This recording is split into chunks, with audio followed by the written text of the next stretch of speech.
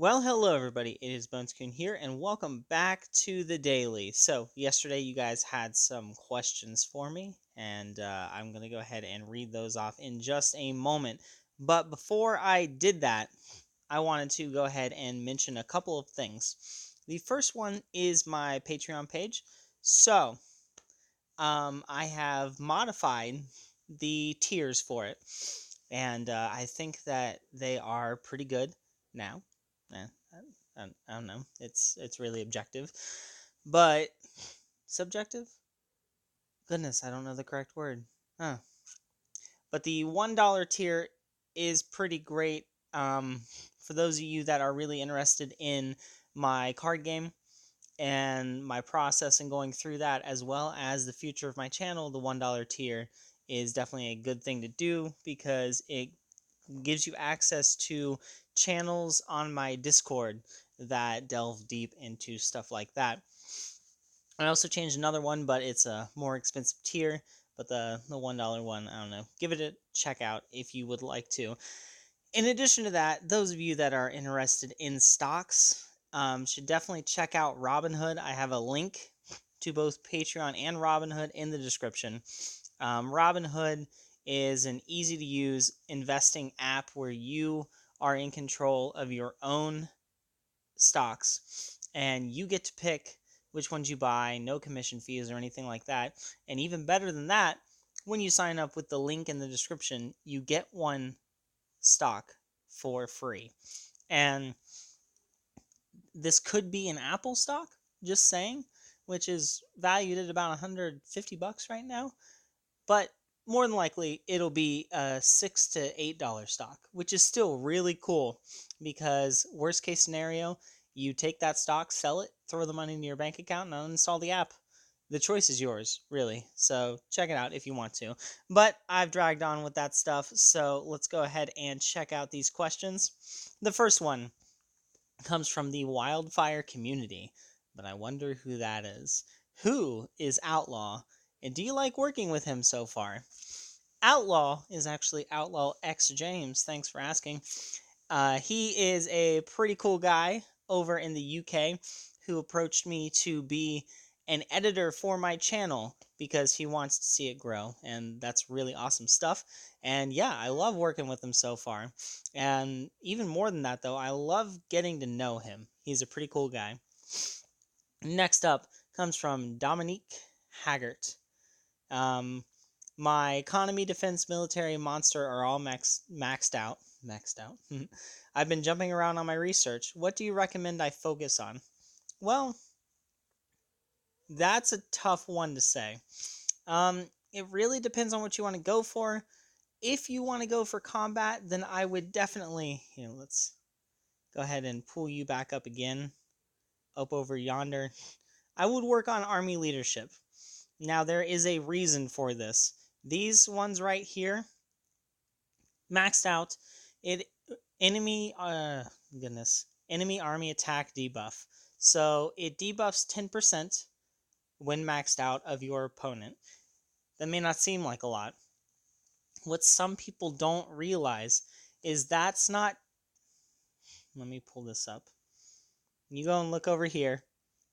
A lot of people think that's the left side. So, say army attack goes from 166 to 156. That's not the case. It's 10% of everything. I don't know how. Let's see. Come on now. So, I guess army attack's still 171. It would take off 17% from me right there. Other people with much better gear than me have higher army attack usually. I don't actually know all of the details in terms of what all it goes through if it takes down individual troop attacks as well, but if it does, then that's even better. But it all depends, but that one is essential if you want to go for wonder battles. If that's not maxed out and you're facing someone who does have it maxed out, then you're in a lot of trouble. But if you want to grow your account, then I would definitely go with the familiar tree, which is very good. Familiars are amazing for account growth. So really, it depends on what you want to go for. Next up is from my good friend Zolgia. How much sleep do you get every day? I struggle to sleep enough. Me too, buddy. I sleep about 4 hours a night. But it's more often less than that than it is more. Especially lately with my work schedule, I'll sleep between 2 to 4 hours a night. Every once in a while, I'll get an actual night of sleep, in which case I'll probably go through 10 hours, but that's not very often. Next up, oh boy, from Rocky Alliston. Hi, Bounty. How much wood could a woodchuck chuck if a woodchuck... Oh, goodness. There we go. How much wood could a woodchuck chuck if a woodchuck could chuck wood? Okay, there we go.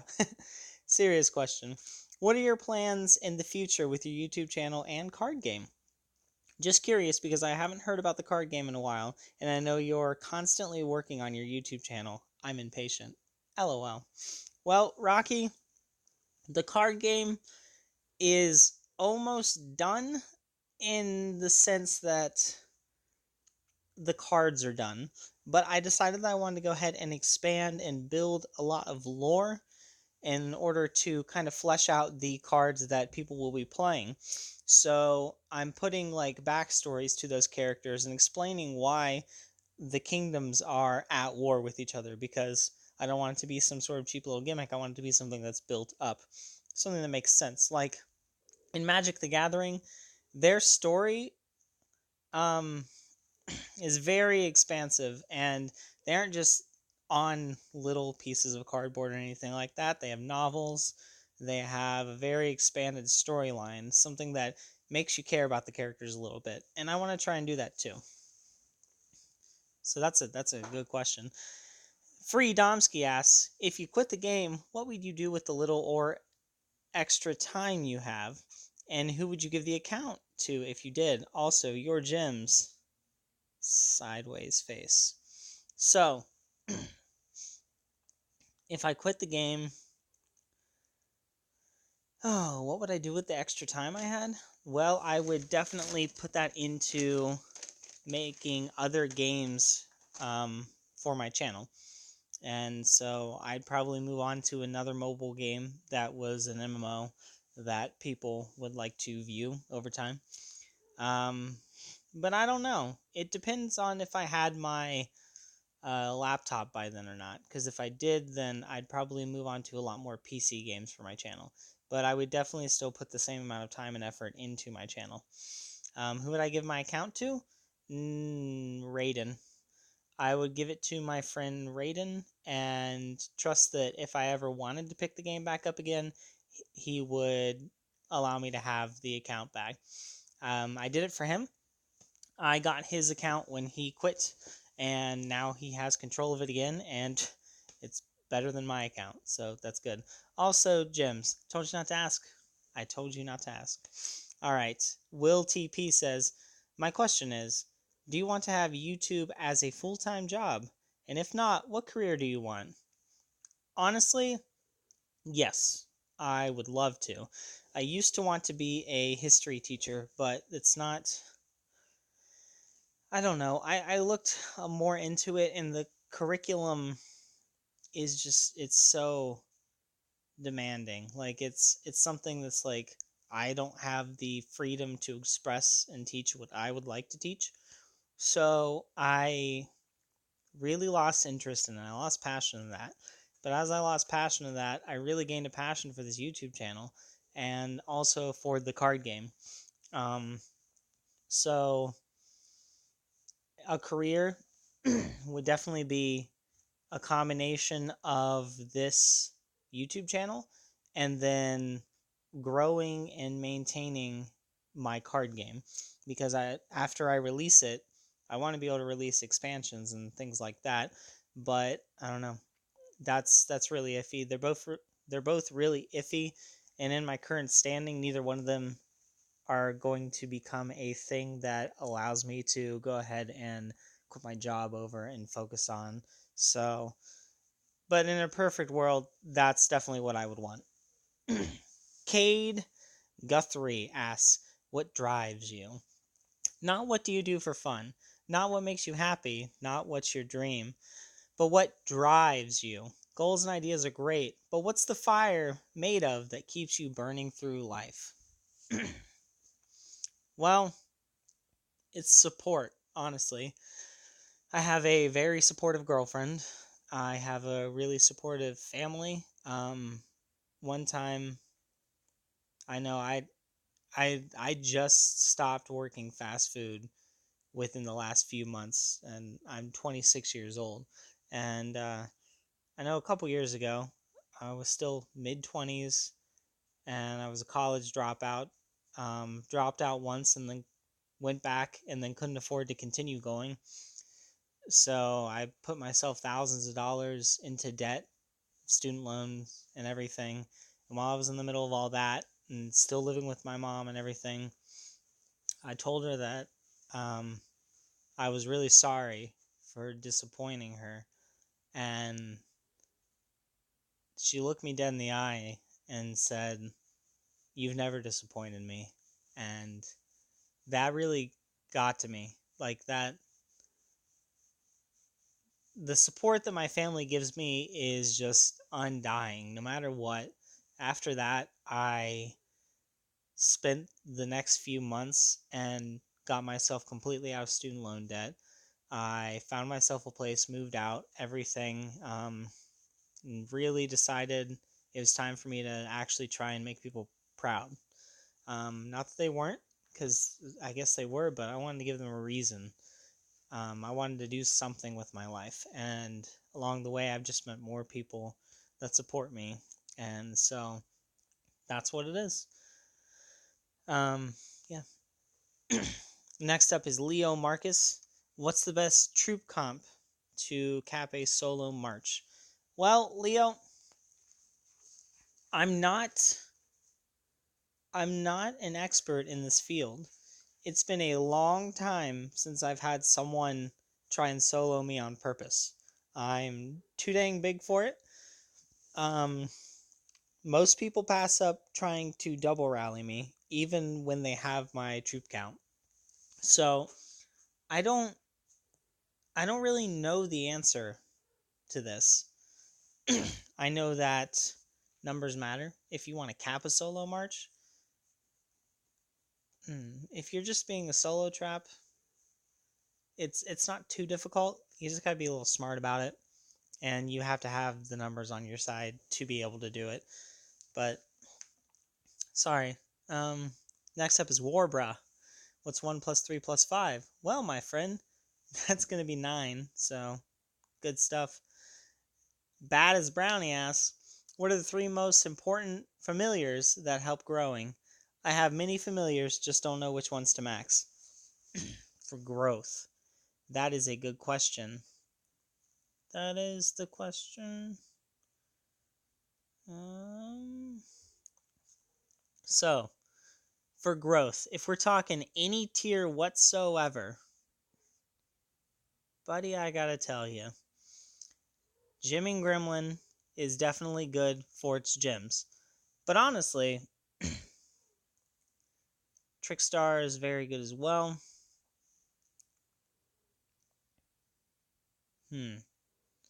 For growth. Just pure growth. It's a tough one. That really is a tough one to say. Goodness sakes. I would say it depends where you are in the game. If you don't have like maxed out heroes or anything like that yet, um, Aquarus, is that how you pronounce it? However you want to pronounce it, is definitely great because of the stamina that he can give you and everything. Griffin is good for training speed, although it's really difficult to get that upgraded. Oh my gosh, I could go ahead and upgrade that more right now. Neat stuff. Gymming Gremlin is great, Trickstar is great, and Goblin's great. That gold really helps out. If you're a tier 4 player, that gold is definitely amazing. In addition to that, he can help gold production and gathering speed. So I'd definitely say Goblin. Gymming Gremlin, kind of. It's hard to max him out and get that, and then the 1 to 2,000 gems every 2 days is okay. It does add up over time. And then this Trickstar, definitely because of research speed and Holy Stars. So I guess I can narrow it down to 4 right there. Hoarder, not so much. Insanely hard to upgrade, and these random jewels, it's every 3 days you get 3, but I'm guessing you can get any jewels. So you could get Trap Attack jewels, which, yeah, it's whatever. But those are the ones that I would say. Next up from Troy. Troy, hey, Troy. If and only if you will quit, what will be the reasons? Well, I would quit if the game became consistently boring for a long period of time. If I found it to be a chore to log in with no fun behind it for a couple of months straight, I would probably go ahead and put the game down for a while. That hasn't happened yet. I think the longest I've gone without having fun was a month. And that was towards the end of my leadership in FNN because the guild was just not coming back together. It just wasn't working anymore. And so that really, my members weren't having as much fun. People were leaving, and it sucked. And it kind of killed my joy in the game for a little while. But as far as I know, I won't quit anytime soon. JBeers asks, question mark, will you restart a new guild? FNN returns? I don't think so. I kind of going off the last question, actually. I don't think I want to lead a guild in Lords Mobile anymore. If I did, it would be a very laid back thing, and I'd want people that would be laid back, that I wouldn't have to guide around, that would want to have fun like I do, and would still do their part in a guild without having to have someone hold their hand throughout the whole thing. But I don't think I'm going to, honestly. I think that I am about done with all that. Then we got Sanan, who asks, do you recommend to take your academy to level 25 as a free-to-play? What troops should we send to escape trap? I don't really understand the second question. What troops we should send to escape trap? Yeah, I don't know. Definitely take your academy to level 25 as free-to-play. There's no reason not to.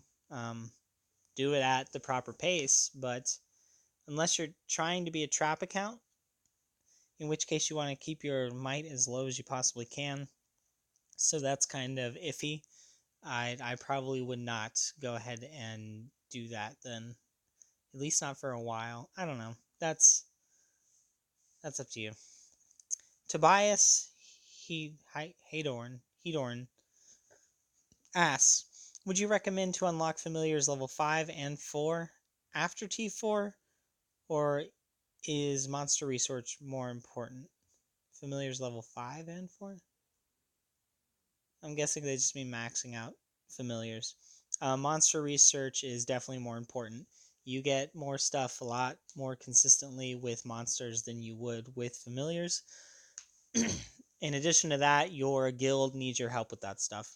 So you're not just doing yourself a service with monster hunting, you're doing your guild a service, so long as you're doing the monster hunts that your guild should be requiring, because every guild should require a certain amount of monster hunts a day. So definitely monster research. Nigel Truba asks, if you had to pick one troop type, which one would you pick?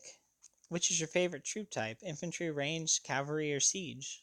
I like that they put siege as an option. Range is my favorite. By far, I actually was very heavy range early on in the game.